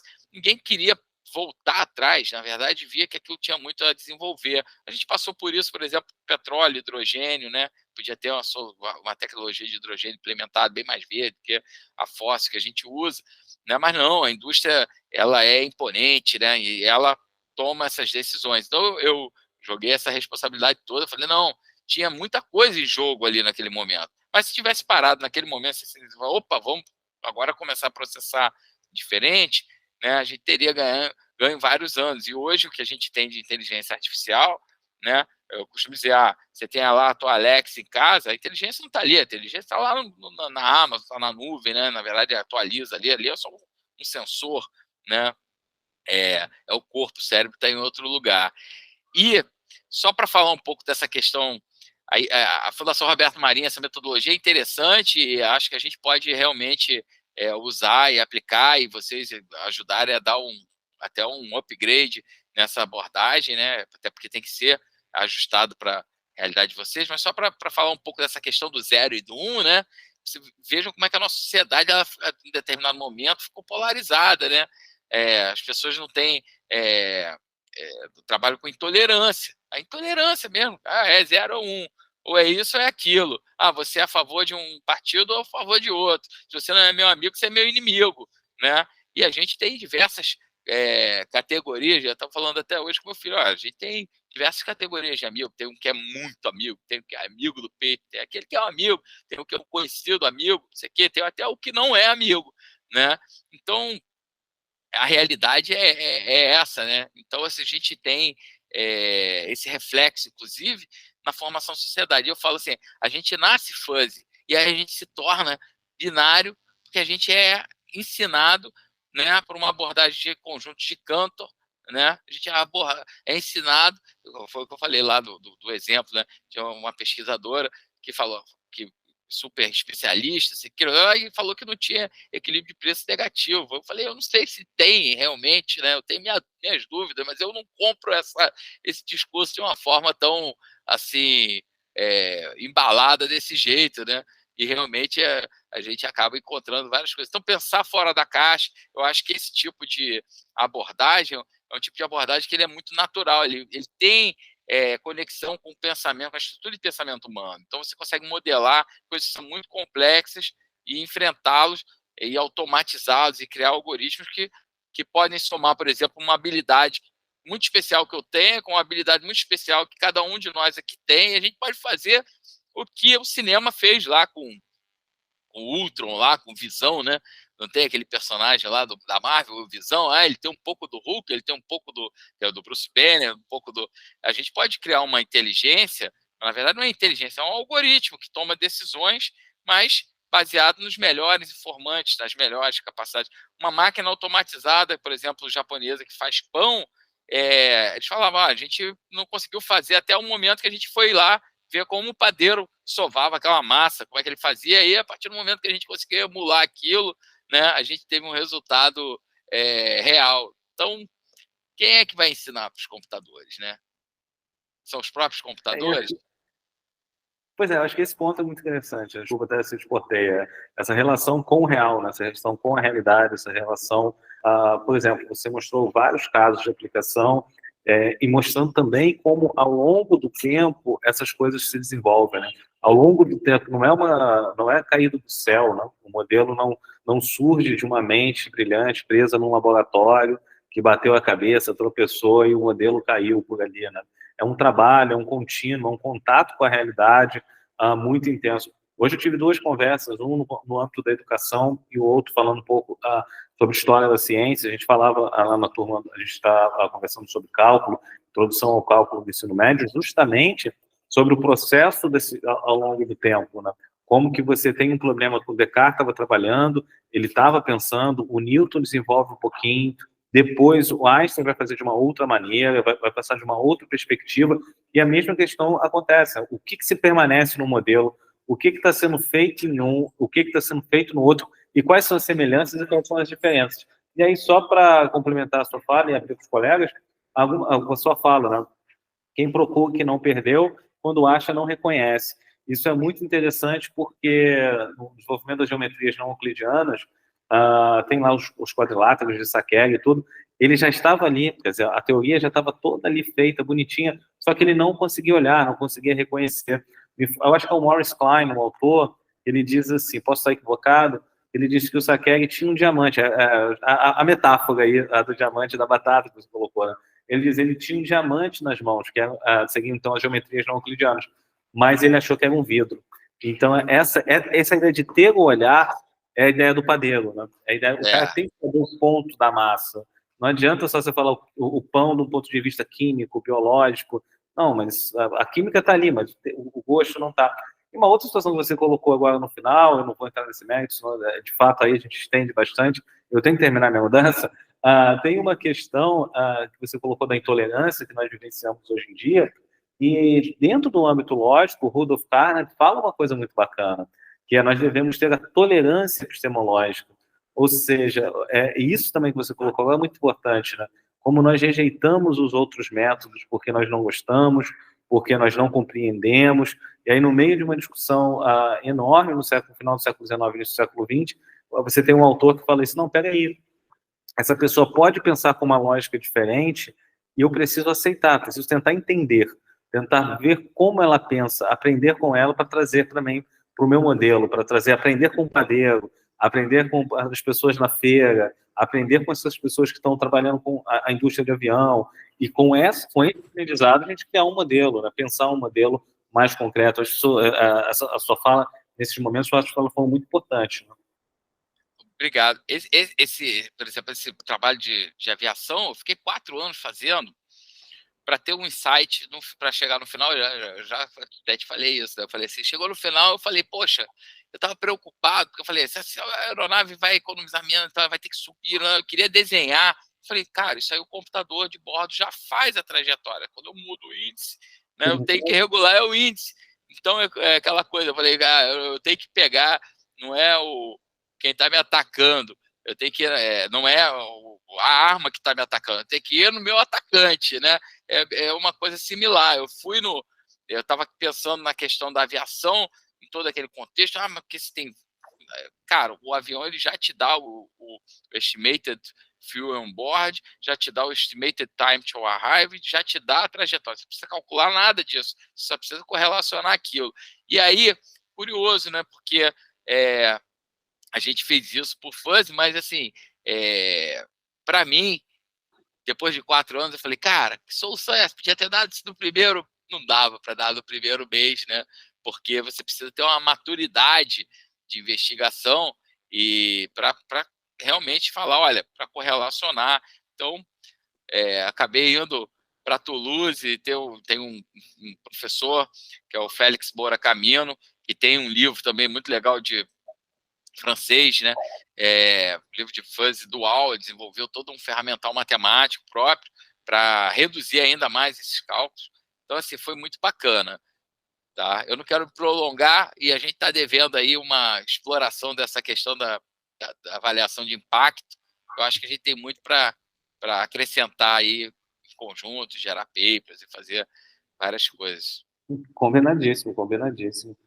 Não sei se alguém gostaria de fazer uma pergunta, até pela questão também, deixa eu ver. A Vivi para os íntimos, desculpa, que já tem frequentado aqui com a gente há bastante. A Vivian diz, o algoritmo usado, por exemplo, para estabelecer se um produto é forte ou fraco, é o mesmo usado para a questão do avião, ou apenas a ideia, de um âmbito geral, que é a mesma? Porque eu não entendi se a forma de fazer o cálculo é sempre a mesma, mas levando em conta as diferentes variáveis, claro. Ou seja, Não, como é feita a metodologia, como é feita a adaptação. não. Na verdade, é bem diferente, né? Porque são fenômenos, são condições diferentes. Não está medindo percepção, está fazendo uma correlação de física, matemática mesmo, né? Então, não é que são subjetivos, né? Mas eles têm um trabalho até com dado discreto, né? Que é dado. Porque o que eu meço ali é o quanto ele está desviado do plano original dele, né? Qual o desvio dele do plano original no de aviação, né? Eu não estou medindo. Aí eu vejo se ele está atrasado, ele está muito atrasado, está pouco atrasado, se ele está com pouco combustível, está com muito combustível, dentro da predição, da previsão inicial do plano. O de moda não, o de moda já... Mas o que eles usam, na verdade, é o mesmo ferramental, né?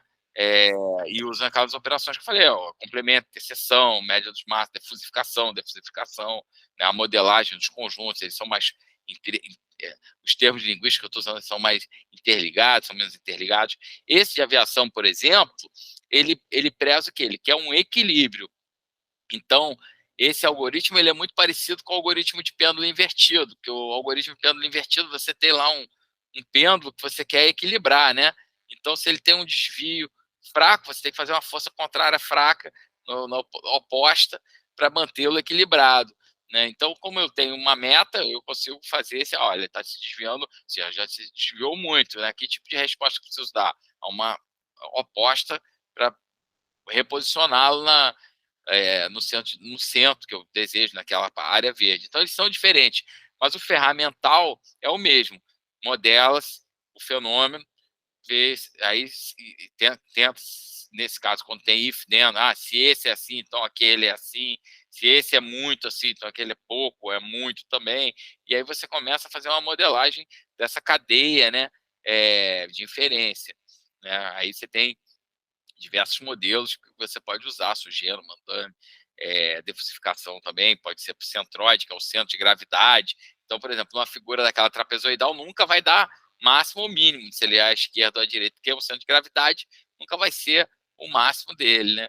Então, tem diversas ferramentas aí possíveis de utilizar e a gente pode, à frente, aí, discutir, vocês conhecerem um pouco mais e a gente estabelecer qual o problema que vocês têm, como a gente enfrentaria isso, e a melhor maneira de fazer aprender fazendo, né? Ensinando eu também aprendo muito.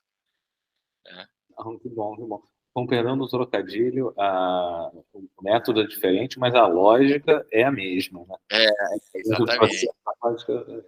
A Carla também tem uma pergunta aqui, só por curiosidade. O projeto Travessia, citado, ocorre em escolas públicas aqui do Rio de Janeiro, ou são alunos selecionados, ou foi apenas específico? Não, o Travessia era um projeto, tá, da Telesala, que é um projeto da Fundação Roberto Marinho, e ele se chamava Travessia porque era em Pernambuco.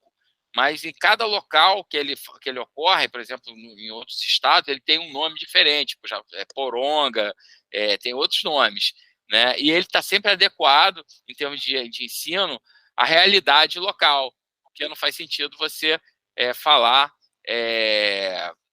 uma região completamente diferente, que tem uma cultura própria, e ele está inserido a isso, né? Ele utiliza uma metodologia que foi proposta também pela Fundação Roberto Marinho, com a participação da Tereza Penafirme, né?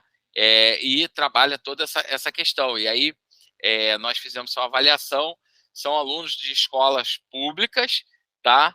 É uma parceria da Fundação Roberto Marinho, bancado por empresas e mantenedores também, patrocinadores da Fundação Roberto Marinho, com o governo do estado, no caso lá de Pernambuco, na época era o Eduardo Campos, falecido Eduardo Campos, que tinha esse projeto muito interessante, né? Mas tem aqui no Rio, tem em outros lugares, a Fundação Roberto Marinho, né, fica ali no Rio Comprido, tudo, a gente tem contato, se vocês quiserem conhecer um pouco mais disso, falar mais disso, a gente pode convidar a gestora de lá, né, que hoje em dia é a Rosalina, para falar sobre os projetos da Telesala, que é muito bacana, porque eu falo assim, antes da internet, a gente já tinha educação à distância, né? O projeto tem quase 50 anos, educação à distância, através de vídeo, e não é telecurso segundo grau, que a gente vê na televisão, são vídeos com uma metodologia que passa até 12 minutos, porque um vídeo maior do que isso, como o TED lá, não prende, e aí ele proporciona o quê? Um debate crítico sobre questões de empreendedorismo, de tudo. Então, na verdade, as pessoas aprendem muito trocando experiências. Então, tem um pouco lá de Escola da Ponte, tem um pouco, né, tem um pouco de muita coisa bacana aí, e principalmente de Tereza Penafirme, né, que é uma referência também nessa parte.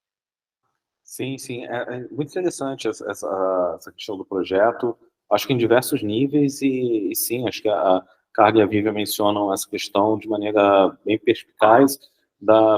Eu acho que tem muitas aplicações, inclusive em escolas locais, inclusive na percepção, por exemplo, do que é uma aprovação ou não para um estudante, qual é a relação da nota 10, aí é uma questão muito interessante, né?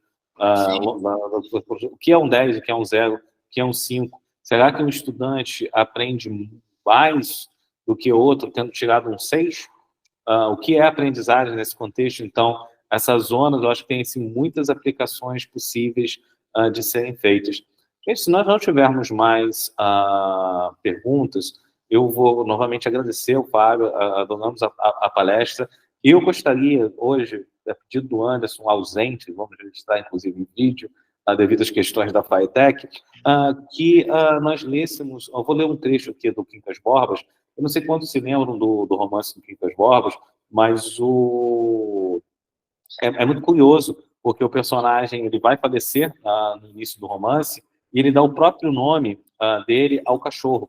E o cachorro acompanha Rubião, que é o personagem então, principal do Quincas Borbas. Então, novamente, o Machado com a sua ironia, com a sua sagacidade. Pois é, eu gosto muito. Por quê? Eu lembrei logo no início da fala do Fábio, porque o Quincas Borbas com a Humanitas é a tentativa por excelência de não tomar o golpe.